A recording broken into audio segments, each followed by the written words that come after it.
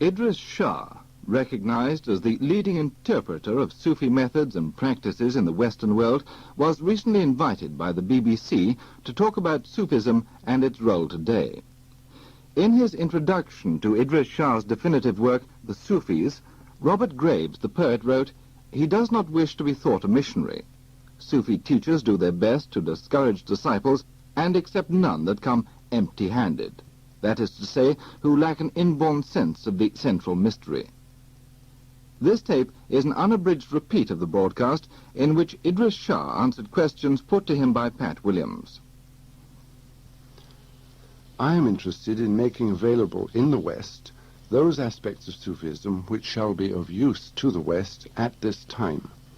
I don't want to turn good Europeans into poor Asiatics. People have asked me why I don't use traditional methods of spiritual training, for instance, in dealing with people who seek me out or hunt me down, and of course the answer is that it's for the same reason that you came to my house today in a motor car and not on the back of a camel. Sufism is in fact not a mystical system, not a religion, but a body of knowledge. Many people who aren't Sufis have tried at such a definition, but they've offered such a wide variety of derivations and descriptions that they themselves help to make this very point. In one of your books, Shah, you have said that for the past 1,000 years the word Sufi has really been used to describe the best product of certain ideas and practices. Yes, well, a tremendous amount of research has been done on Sufism by Orientalists and others. Most of it is buried in monographs and in very little read books. If one were to take a lot of this material, as indeed I have, from time to time, in books, and put them together, one would find that the Sufis have, of course, specialized in unburying a lot of knowledge, in maintaining a lot of old, ancient knowledge, and in the application of knowledge. They're not just hairy-footed metaphysicians. Am I right in thinking that it's a Sufi claim that they are extremely able people in everyday life? You yourself, I think, can make good this claim. You've virtually 3 full-time careers, and what you've done in any one of them would be to many people a respectable lifetime's achievement. Prize-winning author of 12 books in 10 years, in English, that is, and there are others in other languages. Director of several businesses ranging from carpets to electronics. Director of Studies of the Institute for Cultural Research, a learned society which is looking at how people behave in different cultures, and now visiting professor in Geneva. Although the Sufis say their knowledge is part of life itself and so can't ever be learnt just from books, much of the information which provides a basis for this knowledge is stored in books and frequently in stories. So I have to be, among other things, a bit of a storyteller. And this is the story known as Invisible. A well-known Sufi was asked, "What is invisibility?" And he said, "I shall answer that when an opportunity for a demonstration occurs." Sometime later, that man and the one who had asked him the question were stopped by a band of soldiers, and the soldiers said, "We have orders to take all dervishes, that is Sufis, into custody, for the king of this country says that they will not obey his commands, and that they say and do things which are not welcome to the tranquility of thought of the populace." And the Sufi said, "And so you should, for you must do your duty." "But are you not Sufis?" said the soldier. "Test us," said the Sufi. The officer took out a Sufi book. "What is this?" he said. The Sufi looked at the title page. "Something which I will burn in front of you, since you have not already done so," he said. And he set light to the book, and the soldiers rode away, satisfied. The Sufi's companion asked, "What was the purpose of that action?" "To make us invisible," said the Sufi. "For, to the man of the world, visibility means that you're looking like something or someone he expects you to resemble. If you look different, your true nature becomes invisible to him." The true nature of what you write or say, for that matter, can also seem invisible, for it just doesn't reveal itself for the asking. At first, sometimes the ideas can seem too elusive or even too simple to match one's image of what serious things should sound like. And I must say that you yourself don't fit any expected mould. You're relaxed, you're easy, you're very often very funny, and like many very busy people, you seem to have a lot of time available. How have you been able to achieve so much in such a short time? Well, I think that we shouldn't look at me particularly as a strange or unusual phenomenon.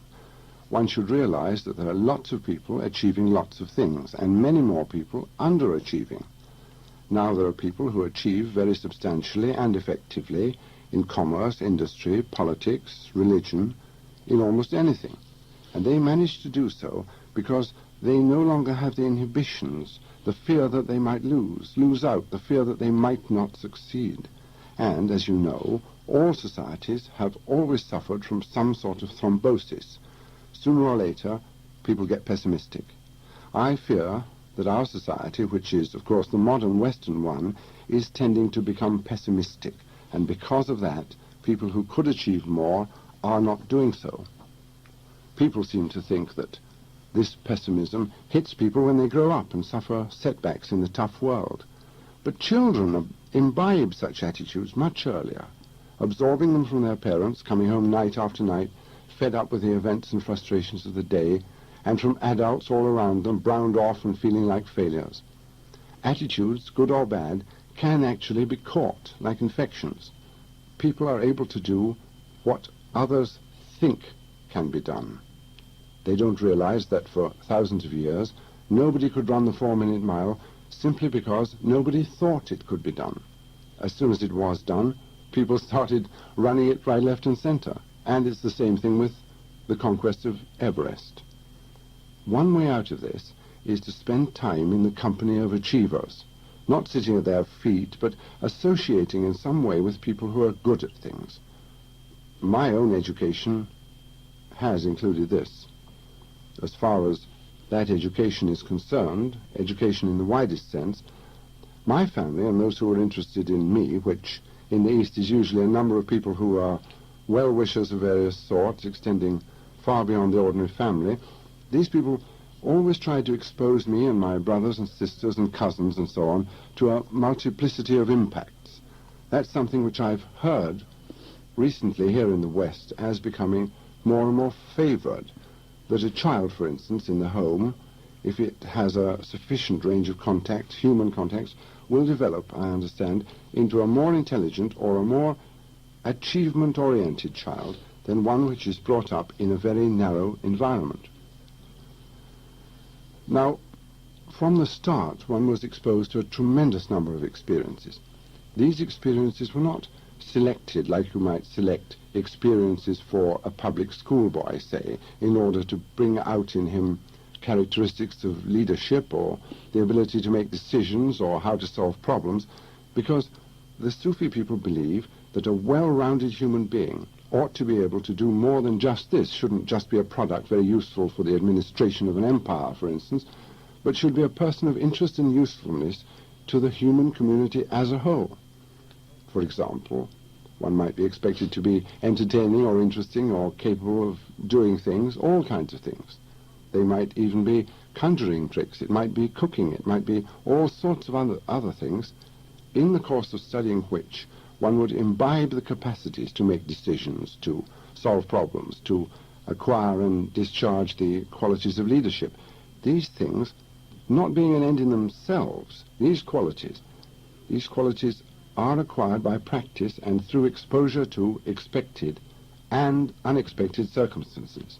Am I right in thinking, then, that the kind of formal things we learn in schools would be acquired, but not requiring the same length of time?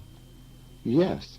In the East, in the Middle East and Central Asia, about which I am mostly talking, there's a very sharp distinction between the Sufi approach, as we call it, and that of the traditionalist educators. The traditionalists are very much more like your own, and of course much worse, if that's the word I'm looking for, in that they expect people to learn things by rote, to be word perfect, to know the names of important people, of what books they wrote and things like that, whereas the Sufis are a great departure from that. Their idea is to involve people in life and to involve people with other people, almost all the time. They do not somehow or other have the same social problems which seem to exist here. In other words, they don't have the same class problems which exist, or did exist until recently. Again, they don't have the same view of life at all. If you read Sufi literature, you'll find that there's a constant repetition, almost a harping, on the dangers of limited and confined thinking, on the dangers of one person dominating another, on the dangers of believing something just because other people believe it. Now, these are things which, to my mind, have only recently come out in the same sort of prominence in the West. I gather that your father was an unusual character.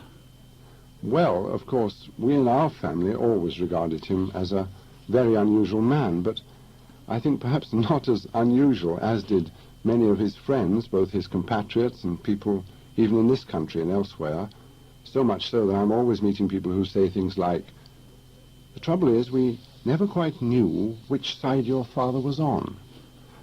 And that does rather amuse me, because knowing my father as I did, I'm sure it never occurred to him that he had to be on any side.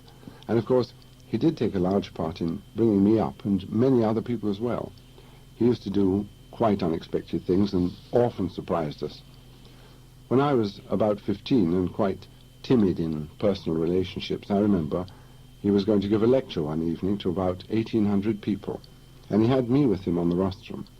And he stood up and said, "The subject of my lecture this evening is such and such, and the talk will be given by my son."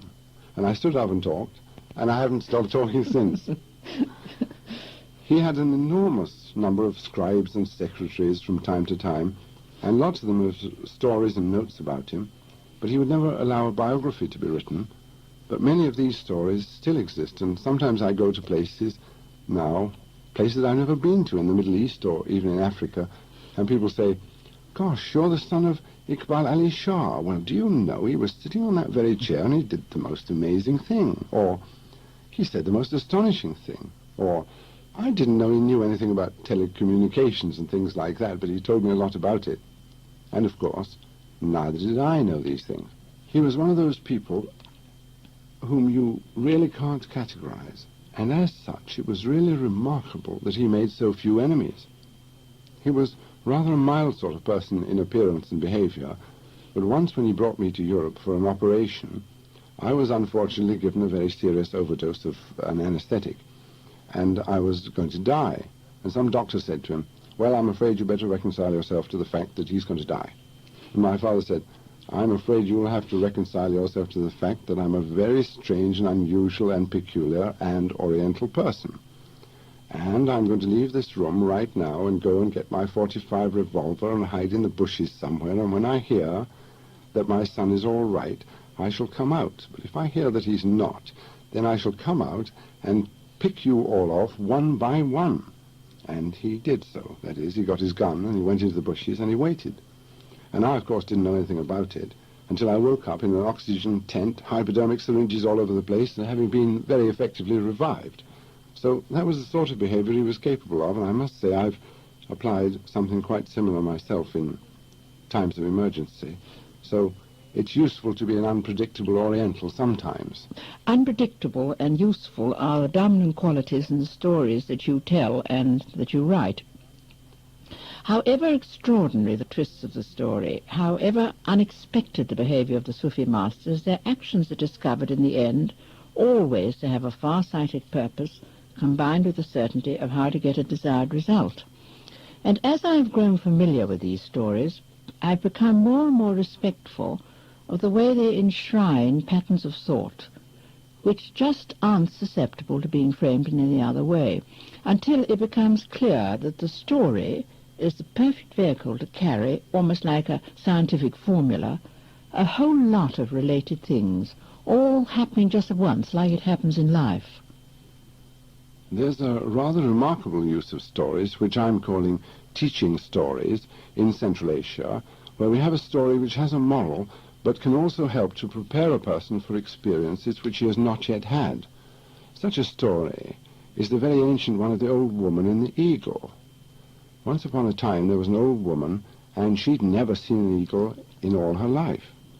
and an eagle happened to alight on her windowsill, and when she saw it, she said, "Oh, good gracious, good heavens, what an unfortunate-looking bird." And she dragged it into the house, and then she said, "Your beak has got all twisted." And she cut off its beautiful hooked beak at the end, and then she said, "Look at your nails." And she trimmed the claws, and then she said, "Now you look much more like a bird." And the moral of the story is that if you're an eagle, don't go anywhere near old women like that. Now, these stories are told to children to illustrate that people can be very stupid and that one has to make allowances for stupid people, but sometimes one has to avoid them. And there are many other morals and applications of these stories which are useful, both for children and for adults. Every aspect of these stories, from people and animals to time and shadows, have an essential function in the network of the narrative, and as a writer, I'm always amazed at their economy. They are what I'd call whole cloth. They have many dimensions, but at the same time they're always on their surfaces, simply expressed and very entertaining. They have to be entertaining in order to have survival value. This is what we call a Moses basket round the story. It ensures its survival, rather like the basket ensured the survival of the baby Moses, to make sure that the story will be told and retold, so that even if the teacher is lost, sooner or later somebody will come along and understand inner meanings in the story. But the story must be able to entertain. Such a story, I think, is the story of pomegranates. Once upon a time there was a young man studying medicine under a Sufi teacher who was also a doctor.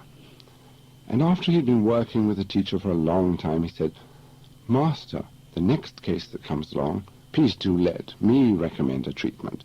Let me take some part in this." And the teacher said, "Well, I don't think you're ready, but I'll show you something. I'll let you take the next case." So, as it happened, not long after, the two men were sitting outside the house, and a man came along, and the doctor said, "This is a patient. He needs pomegranates. Try to cure him." And as the man came nearer, the young man stood up and went up to him and said, "You're sick." And the man said, "Yes, I am. That's why I came to the doctor, of course." And the young man said, "What you need is pomegranates." And the man was a bit startled and said, "Oh, pomegranates to you," and he went off. And the young man said, "Doctor, what have I done wrong?" The doctor said, "Wait until a similar case comes along, and I'll show you." Well, a few weeks later, they were sitting outside the house again, and along came another man, and the doctor said, "This time I'll show you about the pomegranates. This man needs pomegranates too." When the patient arrived and sat down, the doctor said, "Ah, yes, I can see you're a very interesting case. Now, let me see, you need something naturally occurring, some kind of a fruit with sacs in it. A lemon, no, that would be too sour, too acid. Now let me see. Ah, I have it. Pomegranates." And the doctor looked at him as if he'd made a great discovery, and the patient was extremely pleased and said, "Thank you, doctor," and went away happy. The young man said, "Well, what was the difference between the two cases?" "I said pomegranates too." "Ah," said the doctor, "but you see, the patient needs time as well as pomegranates." And the value of that story is, apart from its entertainment value and the fact that it shows us something about human nature, the value of the story is that it indicates quite clearly something which we all know, but which hasn't been sufficiently well categorized, and that is that we need time. It's all very well to have a story or a piece of instructional material, but there must be time for the thing to sink in. Now, that's something which isn't recognized as a rule in our society yet, and it's a thing which I think should be and could be usefully recognized by means of stories like this. There are things we leave out or ignore as factors in our undertakings, almost as if we were trying to bake a cake with a couple of ingredients missing, and then were baffled when it didn't work, unaware that the recipe wasn't complete. One such ingredient is the phenomenon of attention, something modern psychology has also only recently labeled and looked at. One of the things I'm sure that you must have to deal with is an enormous mail. Is this a problem? Not really, because a lot of my mail is what I might call controversial. If people think I'm awful, I send them the name and address of people who think I'm marvelous, and then I let them fight it out between themselves. Some of the people who write to me wouldn't have needed to write those letters at all if they'd just thought a bit first about what they were writing. They could have found the information somewhere else, or they could have thought the thing out some other way. In fact, they're the product of an educational system or a form of training which hasn't given them the capacity to approach problems in a simple and direct manner. That's their problem, and I'm not sure that it is my problem, because I have my own worries too, as it were, like all of us. In many cases, the letters are asking, at least partly, for attention, even if the writers think that they're asking for something else. For instance, if a letter isn't answered, a person may often take another line or try another tack and write asking for different information or another kind of interpretation of something. Or he might even turn up at the house and ask for attention. It's very easy to perceive this attention desire if one doesn't feel flattered by the attentions of other people. I've very often spoken to people who've come to the house for half an hour or for 45 minutes talking absolute nonsense just to make them happy, just to show them, although they don't always see it, that what they wanted was attention. They didn't really want metaphysical truths or interpretations or advice. And, as a matter of fact, there are so many jokes about that in the Middle East that one is always surprised that it is relatively so unknown here. Well, I've been an attention seeker myself, a glutton for attention, in fact, so I know what you're talking about. And I know, at least in theory I know, how easy it is to put up a smokescreen to conceal one's real motives from oneself and then to begin to believe in it. This kind of self-deception, or something very like it, turns out to be another of those insufficiently categorized ingredients in our lives, I think. Yes, well, you know, one of the troubles of most human societies seems to me to be that they tend to be what I call appearance cultures. If you look saintly, you are a saint. If you wear a dog collar, you're a parson.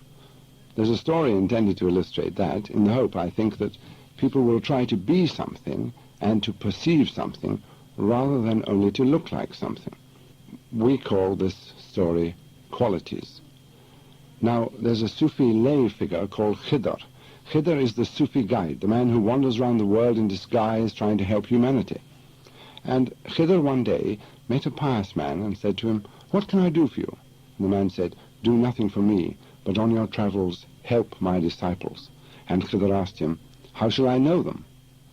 "By their names," said the pious man. "We of the invisible world," said Khidr, "do not recognize people by their names, but rather by their qualities." "There's no difficulty about that," said the pious man, "for I can list the qualities of my 3 disciples. The first is charitable, the second is abstemious, and the third is master of himself." Khidr promised, saying, "It is in any case my duty as a member of the invisible government to aid such as these." Soon afterwards, Khidr came across a man who was almost penniless, and saw him give his last coin to a deserving woman, but he passed by without helping him. Then he paused to watch a man who was lecturing people on abstention and praying, and he was praying for divine aid in his work. But Khidr did nothing for him. Finally, Khidr saw a man jumping for joy at being alive, even although he had a terrible disability, and Khidr did not approach him. When he returned from his journey around the earth, he again met the first pious man, who said, "Did you encounter my disciples and help them?" Khidr answered, "I had to help all the deserving people whom I met, but I did not see 3 worthy ones such as you have mentioned to me." The pious man was rather puzzled, and then he said, "Would you describe to me any of those whom you could not help?" And Khidr told him about these 3 men that I've just mentioned. "But those are my 3 disciples," said the pious man. "If this is what you have taught them to do," said Khidr, "you may be pious, but you are sadly astray. The first man was giving away money and enjoying the act, which therefore repaid him immediately in kind, and he's not charitable. The second man was only abstemious in some things. He was greedy for conversion and divine favor, and he didn't abstain from that greed. And the third man is master of certain things, no doubt, but certainly not master of himself."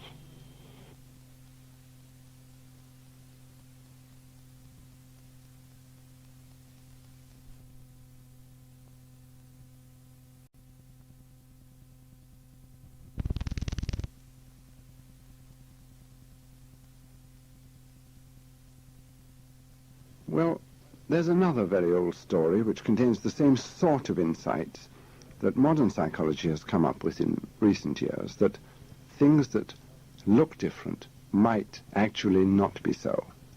There's a whole lot of stories called the Land of Fools stories. This one is about the branch. Once upon a time, in the Land of Fools, a stranger to the country found that the branch of a tree had broken and was about to destroy a dam full of water. He seized the branch and held on to it, and soon afterwards a party of people of the Land of Fools came walking by, and they said, "What are you doing with that branch?" He answered, "How lucky you've arrived. Help me to lift this branch, or otherwise the dam will be broken and we'll all die."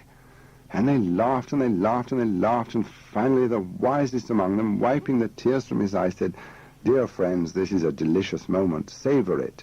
Not only does this man, talking about a branch, imagine that we are stupid enough to think that it has some relevance to a dam, but he imagines that by relating it to an ancient fear of ours that the dam will break, he will make us obey him." And so, doubled up in paroxysms of laughter, the people of the Land of Fools went on their way.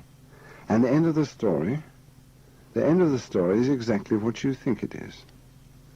Now, this kind of story is not only a joke, but it's intended to be used whenever one comes across that very common phenomenon of people getting all gummed up, people's ideas having crystallized so that they cannot see the possible relevance between two apparently disconnected things which are in fact, at some level, connected.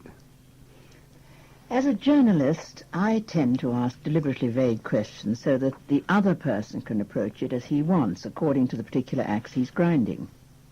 But I was a bit disconcerted to find that whenever I have asked you a question, with only the edge of directness showing, and the rest a vaguely indicated field for you to walk through, as you please, you always answered the direct part of the question and declined the invitation to make a speech about your own obsessions.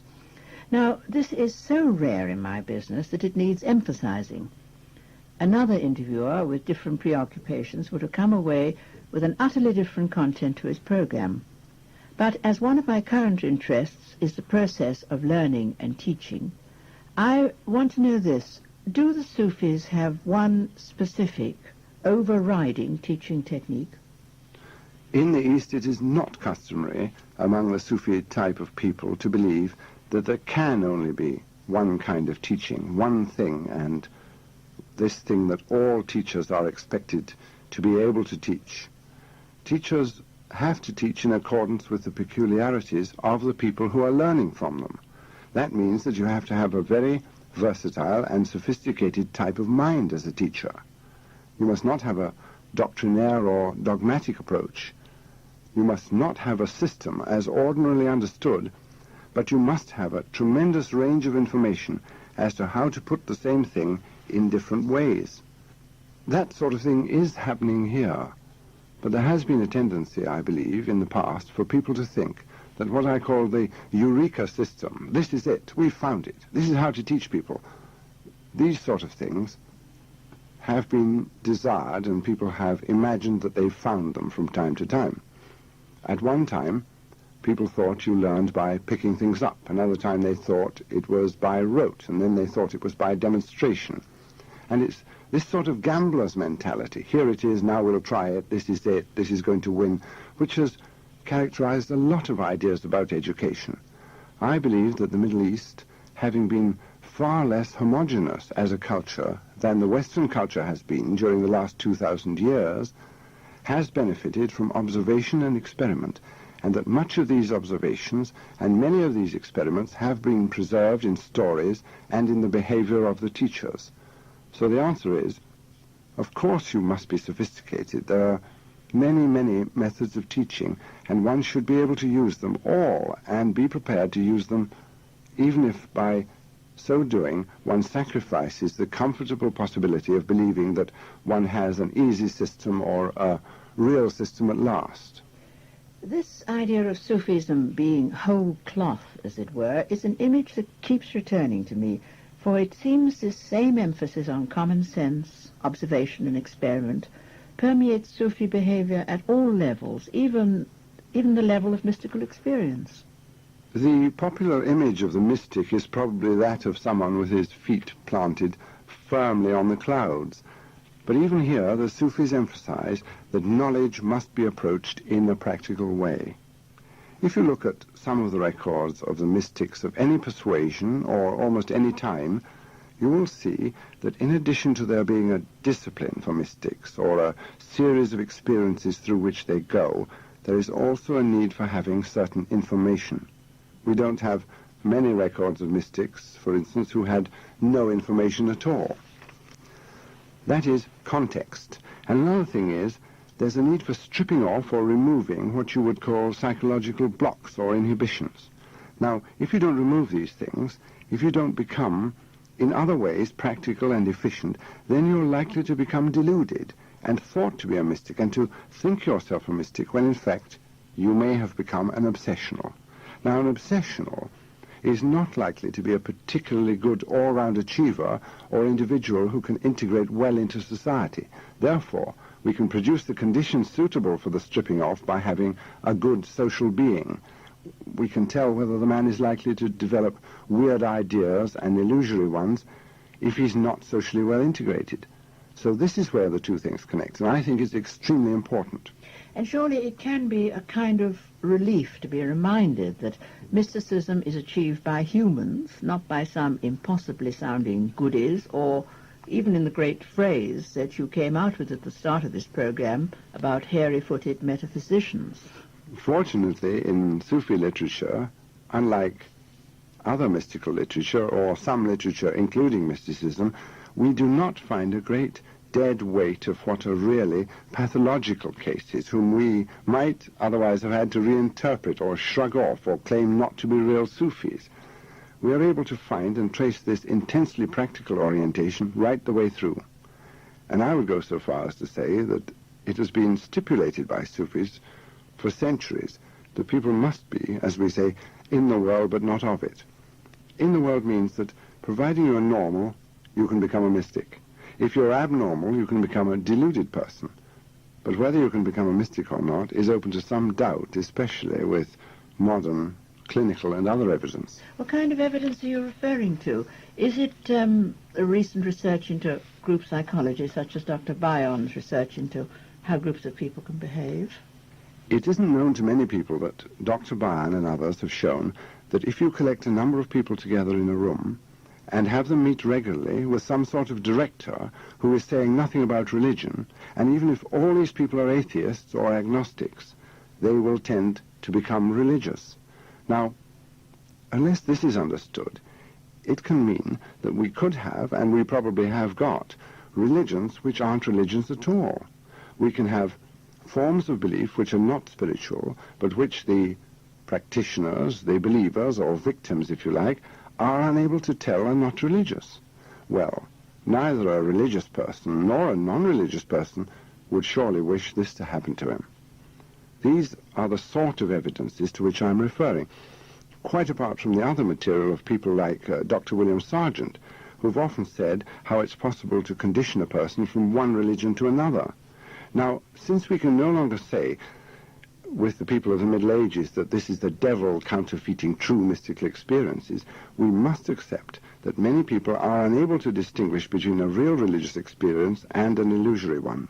Therefore, I submit, the Sufi caution in surrounding mysticism with careful safeguards is worth the trouble, as you might say. In the past 30 years or so, psychological research has produced a lot of material which shows exactly how attitudes can be conditioned into people and opinions can be molded in the same way. Has the same sort of understanding been known to the Sufis for centuries? You certainly find many references in Sufi literature, including what have come to be regarded as standard texts, to this effect, that a person may believe something which is not true, or he may not believe something which is true, simply because of his environment. Some of the greatest Sufis have insisted on this. Of course, they've been fortunate because they've been allowed to think and say these things, because they've generally lived and worked in cultural areas where it has been allowed to say these sort of things, where the same sort of restrictions haven't applied as have applied in the West, where such thoughts, let alone to say them, would have been a terrible heresy meriting burning in the West, this generally did not apply in the Middle East. We must always remember the historical facts here, and we should always remember that not everything which is written down is the sum total of the information which has been available during any given period of time. I think it's a rather later development that we tend to imagine that all knowledge of any given period is in books. I believe that although there was perhaps greater reverence for books in the past, there was probably greater knowledge outside of books than there ever was in them, certainly in some cultures. But ours is a book culture, and your approach has been chiefly through books. And they come in many forms: teaching stories, tales set in the ancient past, anthropological works, travel books, contemporary comments, dialogues, even joke collections in a variety of styles and tones. Is it possible, or even probable, that such diversity could really be just one thing, which would be, I suppose, Sufi texts in the traditional manner?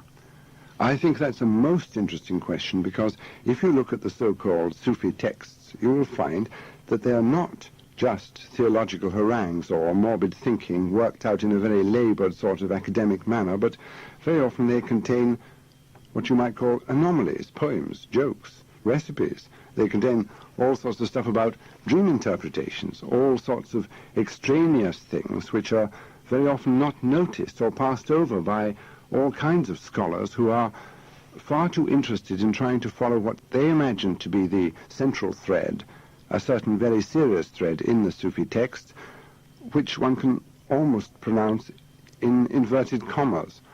The reality is, of course, very different, and I must say here that some scholars have noticed it, and fewer, but still some scholars, have admitted it and said that they really don't know what to make of it. They don't know what to make, in fact, of Sufi texts at all.